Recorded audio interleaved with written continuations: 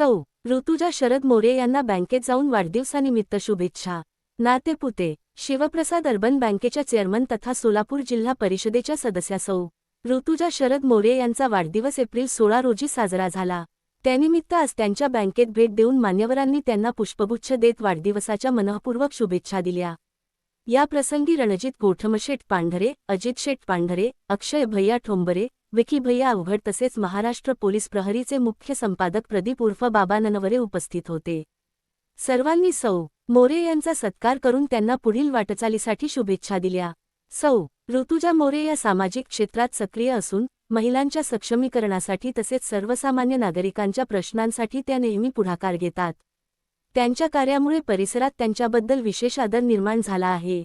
यावेळी उपस्थितांनी त्यांच्या कार्याचे कौतुक करत त्यांच्या हातून भविष्यातही अधिकाधिक समाजोपयोगी कामे घडावीत अशी अपेक्षा व्यक्त केली.